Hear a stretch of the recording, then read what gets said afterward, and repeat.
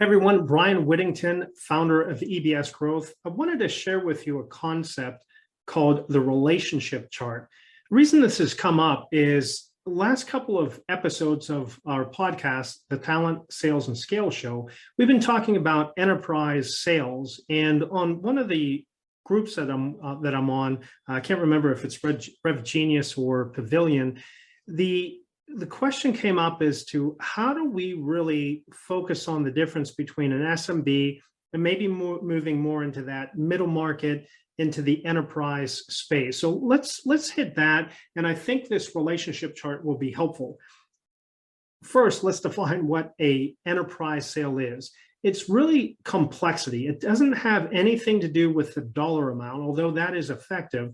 The reason that the dollar amount does matter is because of what it really does is bring complexity because of the number of buyers, right? Right now, you have to go through a buyer's group and everyone is risk averse and it's decision by committee. And that's the idea behind more of that enterprise complex sales. So let me give you what I mean here.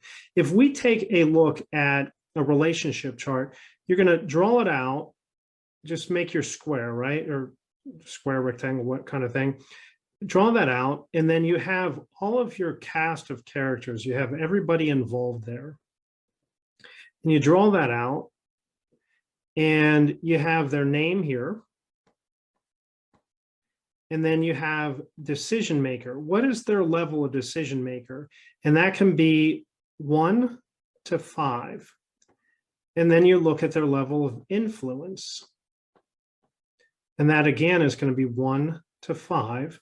And then you look at their advocacy, right? How much do they like you, their relationships? We'll call that advocacy score. Now, this is a curious one. It's -5 to a +5.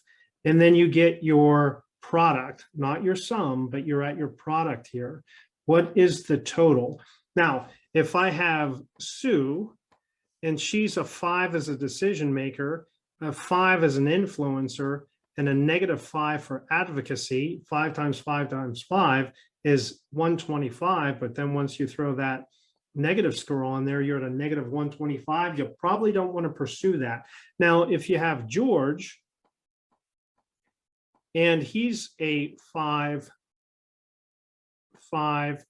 and you have a 1 relationship with him, you don't know him whatsoever, well, now you're only at 25. And you just do that for every single person within the buyer group.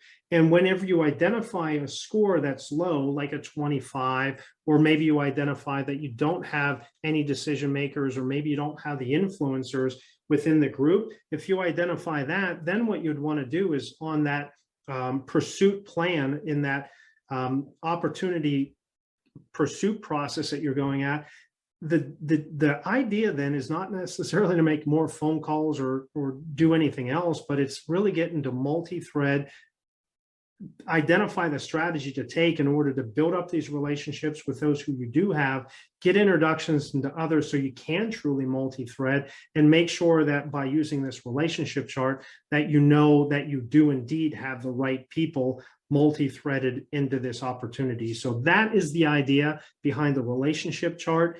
Who are they?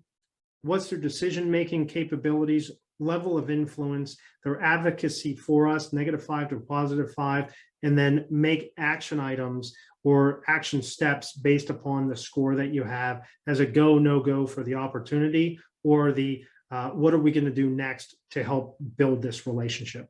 Thanks.